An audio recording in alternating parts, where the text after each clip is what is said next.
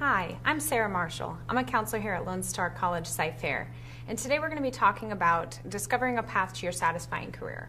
Before we get started, I wanted to make sure that everybody knows where we're located, because it's really important to be aware of not only our services, but where you can find it. So we're located in CASA 109, which is in the CASA building, and that's the Counseling, Career, and Disability Service Office. So in our office, we do obviously a variety of different services. Disability services, and we're also here just to provide general counseling to students who have personal problems or just want to have somebody to talk to. We also work with students who are experiencing academic difficulty. So like I said, we're in CASA 109 and we're open to see students anytime. But today what we're going to be focusing on is discovering a path to your satisfying career. So the career services piece. So it's important to have a plan of where you're going and what you're doing. And your career is obviously going to be something that you're doing for a good amount of your life. So it's going to be really important that we put a lot of time and a lot of energy into really thinking of what that path is going to be, how you're going to get to your goal of having that satisfying career. So we're going to start by thinking about what is your ideal career? What is it that you want to do? So in thinking of this, you want to really think of what are those characteristics of a career that's incredibly satisfying to you. So a lot of times people can start by thinking of, what's a current job you have? A lot of people have part-time jobs or full-time jobs doing various different things, but that may not be your passion. So looking at the job and saying, what's missing from this job for me? What am I not getting to do? Am I not making enough money? Am I not feeling really challenged, and being really aware of what those things are that make that satisfying career. And it's going to be really different for different people, obviously. So here's an idea of some things that you might say. You might say that it's important to you to make a satisfying income. You want to make money to live your life, and that's completely normal. That's a really, really honest way to approach it. Another one might be you really want to look forward to work. You want to have a contribution that's respected and appreciated. Really enjoying the people you work with, or it may be something that's important to you that you kind of work by yourself and you can accomplish tasks and kind of move forward that way. It may be important to you to have a chance for personal growth and development. But the most important thing and what we're focusing on today is having a job that fits you. You want it to fit these four main components. You want it to match your personality, your interests, your values, and your skills. So your interests, your values, and your skills may change over time. What you're interested in now as a freshman in college may be really different by the time you're in your mid-20s. Your skills obviously are meant to grow and expand as you get educated and have job experience, but your personality is going to stay the same. Your personality is innate to who you are, and that's why we're focusing on that so much in this class and with the Do What You Are, and that's what we're going to talk about a lot today, is that personality, to really understand that piece of you. So when we look at career planning, it's really a cyclical process. You can see there, step one is assessing yourself and gaining self-awareness. We're doing that with the Do What You Are. We're really getting that look at your personality, your interests, your values, and your skills, and understanding that whole piece of who you are. After that, you're kind of moving into the next phase, which is exploring career options, seeing, now that you know who you are, how do you fit into the world of work? After that, you're moving into step three, which is making a career plan. So once you know who you are, what's available, how are you going to get there? How are you going to kind of bridge those two? And step four is always evaluating, because it's important to go back in step one and see, maybe my values are changing or my skills are changing. Is this job, is this plan that I've established, is that still effective? So just kind of making sure that you're always checking back on those things.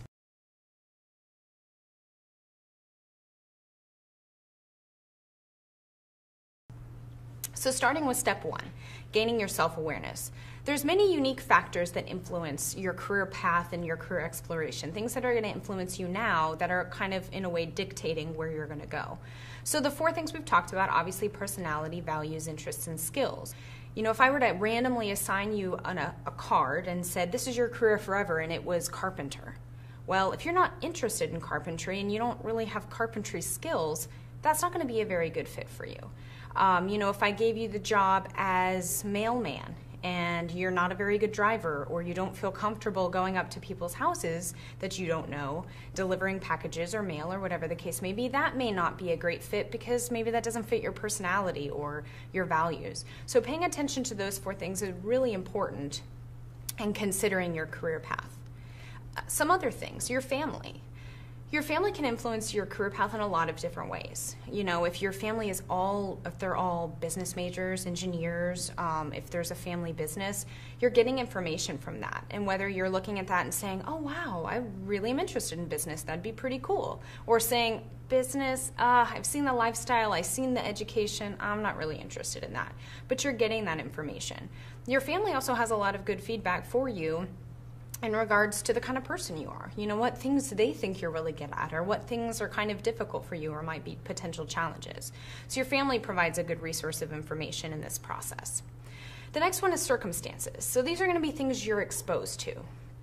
For example, if you were in a car accident and broke your leg and you weren't able to walk, and you had to go to see a physical therapist and maybe occupational therapist and do a lot of rehab, that's exposing you to careers that you might not have known about otherwise. So thinking about those things, what have you experienced? Who are family, friends maybe in these industries or experiences that you've had that exposed you to these things, and how has that influenced you? That's educating you about those fields, whether it's positively or negatively, it's definitely an influence. And geography. It's obviously really important to be aware of where you live, right? If I wanted to be a ski instructor and I live in Houston, I'm probably not going to be as successful as I could be. So being aware that in Houston, oil and gas and medical are our top industries. So when you're doing your career exploration, you're looking for what might be a satisfying career, you want to make sure there's going to be opportunities. And if you know you want to move to California or even, you know, Waco or something when you graduate, you want to make sure you're knowing what the industries are there, what are going to be viable options for you.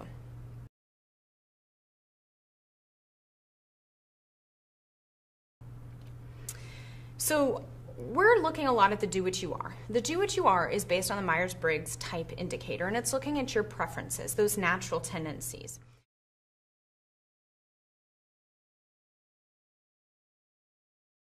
And I want you to go ahead and write your name. So if you were writing your name originally with your right hand, I want you to write your name with your left hand. And as you're doing that, just kind of think about how that feels. A lot of times that can feel a little awkward. You know, you really have to focus on the pen and how the pen touches the paper and how you hold the pen in your hand. Where with your dominant hand, you don't really have to do that. So that's a good example of what we're talking about with the do what you are. This Myers-Briggs type indicator is looking at the natural preferences of why people do the things that they do. It's not looking at what you're able to do or not able to do, like I mentioned before, but just kind of what comes naturally. So another example of this is crossing your arms. So if I ask you to cross your arms, you cross your arms. Now put your arms down, shake them out, and cross them the other way. So a lot of times that's a little awkward, right? That you know, when you cross your arms originally, it just kind of happens. And a lot of times crossing them the other way, you really have to think about that. So that's just an important example in seeing kind of what we're looking at with this Myers-Briggs. We're really looking at the preferences. What is your natural tendency, which way you kind of go first. Right, so you're going to want to look through the documents in the packet that your instructors have sent out to you. So page 1 looks like this, and it's called the Myers-Briggs type indicator, and you can see all of the different spectrums that we're going to speak about throughout the rest of this presentation. So I want you to go ahead and up here in the top corner, I want you to write your name. Just go ahead and write your name up there because this is going to be your packet, just so you don't lose it. The back of this first page breaks down all of the different personality types, and you know, so that's going to be something you're going to want to find your personality type on here and kind of read a little bit about that description and see if that's a good fit for you. Page 2 is green. The front side of page 2 describes all the services we provide in the counseling office, which is what I talked about a little bit in the beginning of this presentation. And the back side of page 2 is important for today. This lists all of the different resources that you have for career exploration. So I want you to note the few that I've highlighted on here, and I want you to put a star next to them because those are going to be the ones that we're talking about in our presentation. So the first one is the do what you are, which is what you've done, your Myers-Briggs type indicator to understand your personality. Down here, these two, the ONET and the Occupational Outlook Handbook, are two great resources for career exploration. The ONET is one that we're going to look at today towards the end of this presentation. So just go ahead and indicate that on your green sheet so when you're working on your career exploration paper, you can remember which ones we talked about. So it has 4 dimensions. You can see how you get your energy, how you get your information, how you make your decisions, and then your general lifestyle orientation. So on each of these dimensions, there's two main preferences. So for example, how you get your energy, we're looking at, are you on the extroversion side or the introversion side? And it's important to remember that this works on a continuum. So it's not I'm 100% extrovert or 100% introvert, but you kind of fall somewhere on that continuum. So that's why that Myers-Briggs type indicator, page 1 in that packet, we're going to kind of go through that as we discuss each of these dimensions. And I want you guys to kind of indicate where on that scale you think you fall. If you're really strongly introverted, or if you're kind of 50-50 but leaning a little bit more towards introvert or a little bit more towards extrovert. So you kind of understand. All right, so the first dimension we're going to look at is where does your energy come from? And this is the extrovert to introvert scale. So extroverts draw energy from the outer world, as opposed to introverts are going to get energy from the inner world.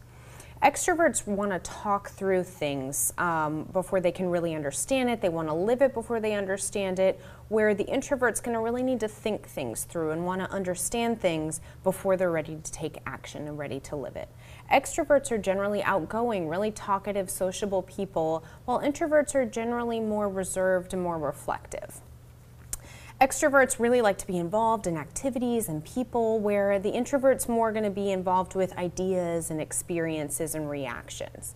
Generally, the extroverts like a lot of different things. They have a wide breadth of interest, where the introvert's going to be really focused on a few things and have a few interests, maybe not a lot, but they're going to know a lot about the things that they're interested in.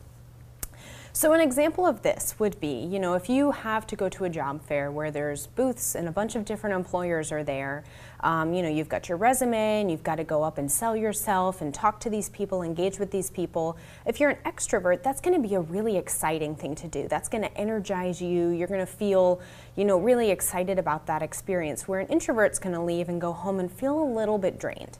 That takes a lot out of them to go up and initiate these conversations and talk about themselves and sell themselves. So that's kind of that difference. Both of them are able to do that. They can go to job fairs, they can talk to the employers, but it's just how they're going to feel afterwards. So if it's energizing them or if that experience is draining them, and that's a big difference between the introvert and the extrovert scale. So on that Myers-Briggs type indicator, page 1 of your packet, I want you guys to go ahead and indicate on that spectrum where you think you lie, if you're more kind of on the extrovert side or more on the introvert side.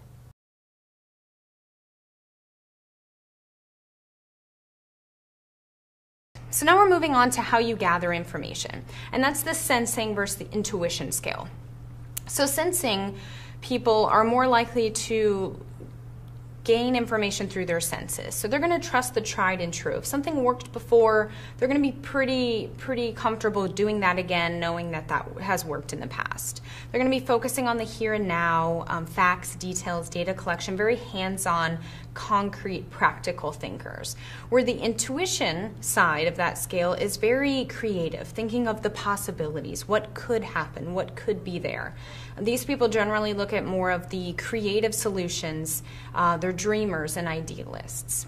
So when you look at this, I want you to take a minute and just kind of think of how you would describe that. If things that come to your mind are, it's 3 inches tall, it's white, it's made of styrofoam, that's more of the sensing side. That's looking at really physically what you see there. If you would describe it as flimsy, it's bad for the planet. It reminds me of a time I had a snow cone at camp or something like that. That's more the intuitive side. You're looking at that and say, oh, if I put something hot in it, it might fall apart, it might melt. Those are going to be more the intuitive, looking at the reactions, looking at the possibilities, where the sensing person's really going to say, this is what it is, it's white, it's made of styrofoam. So that's kind of that different scale. So go ahead and indicate on your sheet where you think you fall between sensing and intuition.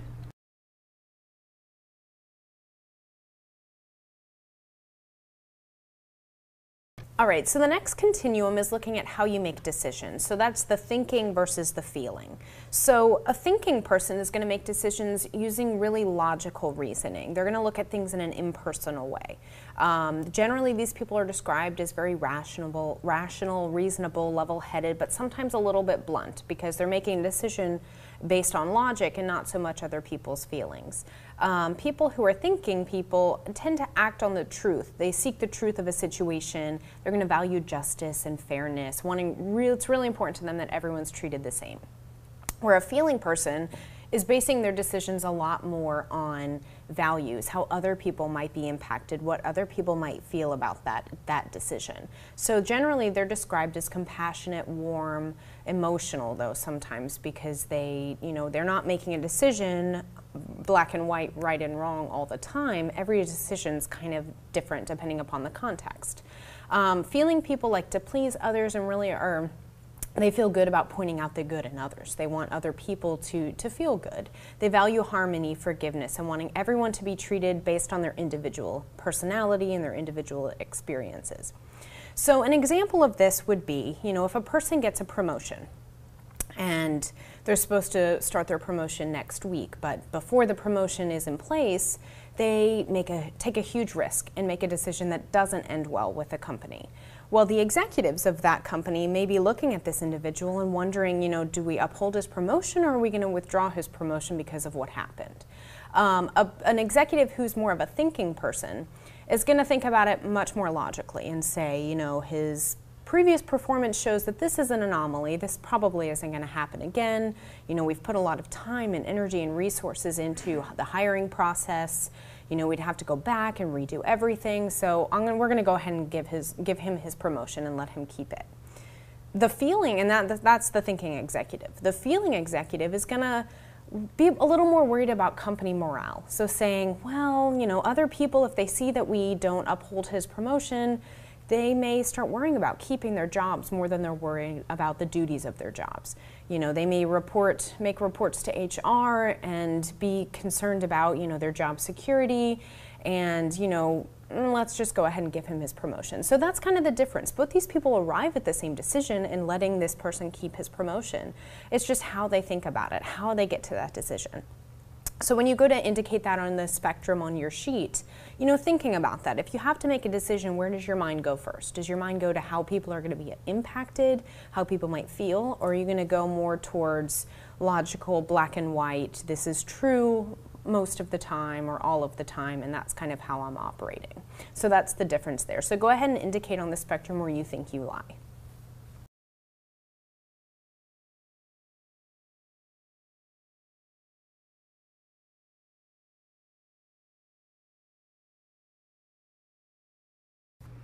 And we're going to move on to the life orientation. So what's your life orientation? Are you structured or are you spontaneous?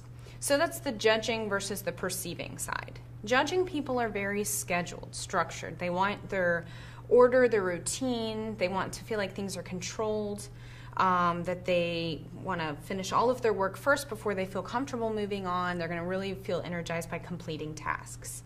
The perceiving person is going to be much more flexible, more go with the flow, whatever happens, happens. If a plan changes at the last minute, they're okay with that. They can adapt, they can adjust, they kind of enjoy that. They like to improvise and make decisions on the fly and just kind of let things happen. So that is the lifestyle orientation spectrum, and where they fall on that.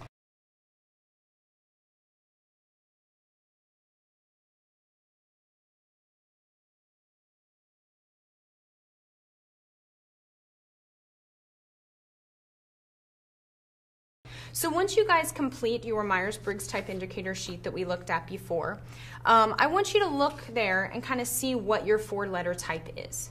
And then I want you to look at your Do What You Are handouts and see if it's similar. If there are large discrepancies between what you indicated today while I was talking versus what the Do What You Are said you were, I want you to definitely make an appointment and come in and meet with a counselor, because we want to make sure that you're getting the most accurate information and that everything is really a true personality type for you. So I give you guys this example of a Do What You Are handout. And you can see this person, the personality type they have is the ESFP. And then it's going to give you the bar graph here. And you can see on each particular dimension how they scored. So that bar graph gives you good information also, so you can know, how much of an extrovert am I or how much of an introvert. You can see for this person, they were really strong on the feeling perspective, but not so much on the thinking. Actually, I don't even think there's any There's a little bit of green, but very little. While for their extrovert and introvert dimension, they were pretty similar. So I give you this particular example because you can see on the bar graph, this person kind of scored with a little bit higher on the intuition scale. On the introvert scale, and lower on the extrovert scale, but the actual personality type came out as an extrovert. So at the end of your Do What You Are questionnaire and that assessment, it asks you if this personality type is like you.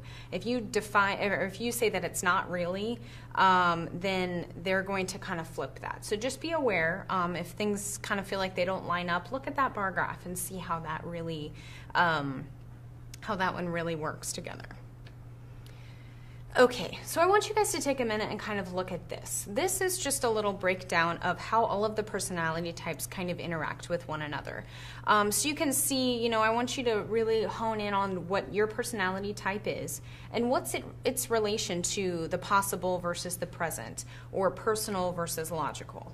And you can kind of see similar careers that are close by in the little area of your personality type, and just to kind of see how they all relate to each other. I think that's really helpful, because there are different percentages of different personality types in the general population, and that's helpful information for you in relating with other people. When you're in if you're doing a group project in class, there may be people who you feel like they're not doing anything, they're not contributing anything. Well, maybe they're introverts. Maybe they're doing stuff, they're just not sitting there in the group when you're brainstorming and throwing out a lot of ideas. So kind of understanding how your personality type relates to other people's is really important, just in interacting with people in the general population. Okay, so career development factors in the work environment. You're really needing to find a balance of these four things. And I want you guys to kind of think back to the first couple slides where we talked about personality, interests, values, and skills. Because it's an important correlation to make between all of these and your career satisfaction. If you have a job that really fits your personality, your values, and your interests, but it's not something you're very skilled to do, you're probably not going to have a high amount of satisfaction in that career. So really doing some exploration in each of these four areas to find that sweet spot in between so you can have that really satisfying career. Okay, so we've talked a lot about step one, which was doing that exploration of yourself and understanding who you are, your personality, interests, your values, your skills. So now we're kind of moving on to step two, which is exploring those career options. How you fit into the world of work, what is out there. So the one way you can start is online research, and we're going to look at some of those websites and resources for that in a little bit. But that's a great resource for you to get out there and see what job postings are available. What are people actually looking for? But another really great way to get some career information is internships. If you do internships or you have related part-time or full-time jobs, that's giving you information whether you're saying this is really a good fit for me on a day-to-day day in the life of this particular career, that's something I really want to do. Or you're getting information like, wow, that's just not something I could do every day. Good thing I had that internship. So exploring and kind of being open to those options and those opportunities is really important. And the last one on there, just pay attention to campus events. We have career fairs, job fairs, transfer fairs. You have advisors you can go and talk to. You have faculty members, instructors that you can talk to who may be in that field or may have information about that field. So just taking advantage of what's around you, especially while you're on campus, is just a really huge piece of all of this. All right, so now that we've talked a little bit about the components of step two, let's talk a little bit more specifically about what kind of online research you can do.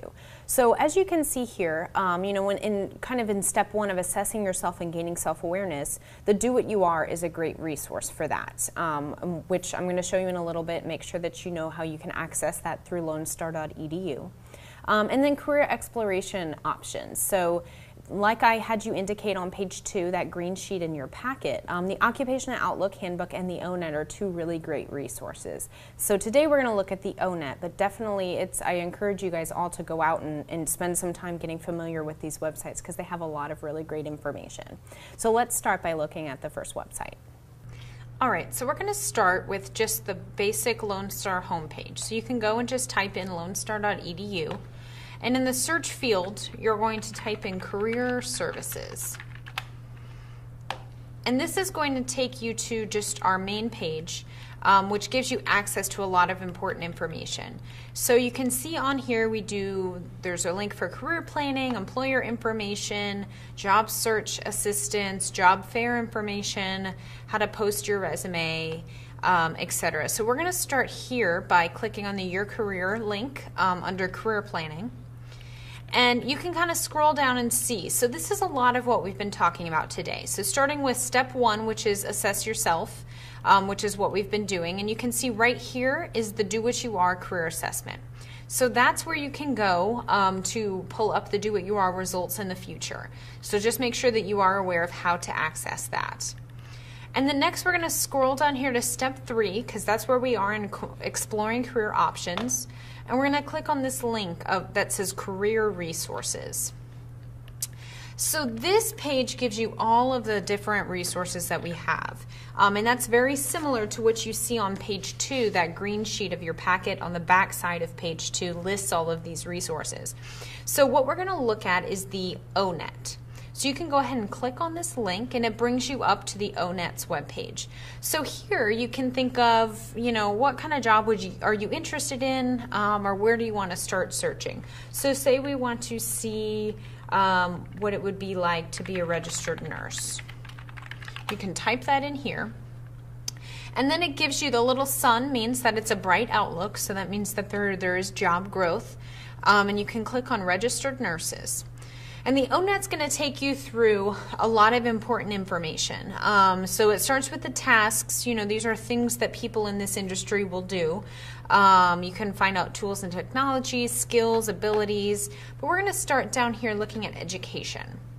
So this tells you the percentage of people in this field who have this particular degree level. So you can see 66% of people have an associate's degree, 23% have a bachelor's degree. So that kind of gives you some information of what kind of degree you would need in moving forward in that field.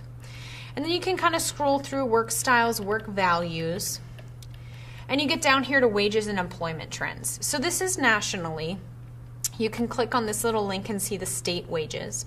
But this gives you the median wages and then the job growth. So this is really important to be aware of the job growth. So you can see here it has a 15 to 21% growth, which is faster than average. Average growth is about 12 to 15%. So that's really important to be aware of, because job growth is obviously meaning what is the future of this career. How, when you're actually out there looking, what are the chances that you can actually get a job?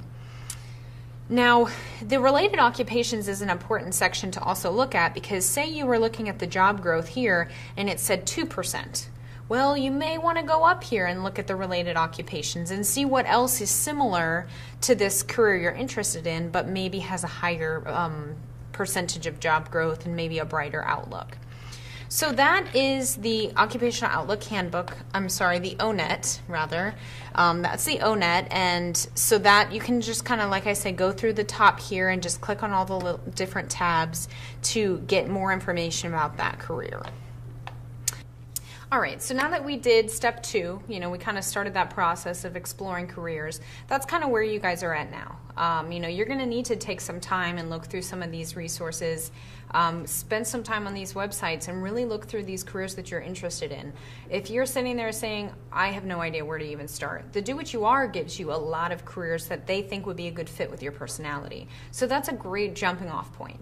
So go through those printouts and kind of start exploring some of those careers and see if you're interested, if that's a field that you would be happy in. If you're doing research, nothing really fits, again, a great opportunity to come back and talk to us and we can do some one-on-one career exploration with you. But once you really get a good understanding of those career options and what you want to do, then you kind of move forward to step 3, which is making that career plan. So defining your choices, choosing a major, again, meeting with your academic advisor here at Lone Star, making sure that you know the academic plan that you need to follow so you're taking the right classes and you're not paying for classes you don't need or spending time in classes you don't need. But connecting those step 1 and step 2. Now that you know who you are and where you're going, how are you going to get there? And I know a lot of people who are more perceiving lifestyle, that's a difficult thing to sit down and make that plan and say step 1 is this, step 2 is this. All the people on the judging side are like, woohoo, this is awesome. But you have to have that plan. You have to kind of know how you're going to get there in order to really know that you've arrived and know that you're on the right path. And step 4, again, is evaluating regularly, always checking back, as your values and your skills and your interests are kind of evolving and changing, making sure that job's still a good fit for you on those levels, and making sure that the options you're exploring now are still open whenever you're, actually actively looking for jobs. But knowing that process is going to be really important for you. If you have any questions, you want to go through your Do What You Are results, you want some help with career exploration, our contact information is listed for you on the screen here. Feel free to email us at cyfair.counselingservices@lonestar.edu, or you can give us a call at 281-290-3260. Or come by our office. We're located in CASA 109. Another great resource for you in the full-term semesters is that we have walk-in Wednesdays, which are from 10 a.m. to noon on Wednesdays, and that's in CASA 101. And there you can get in touch with a counselor to do resume reviews, interviewing tips, or kind of helping with some of this career exploration. And it's also important to pay attention to campus events, whether there's job fairs or transfer fairs, to just keep your eyes and ears open for that information and use that as part of this process. Once again, my name is Sarah Marshall, and I thank you so much for joining me today. Good luck on your career exploration process, and just remember that you do have a resource in using the Counseling, Career, and Disability Office in CASA 109 for any career service assistance that you might need.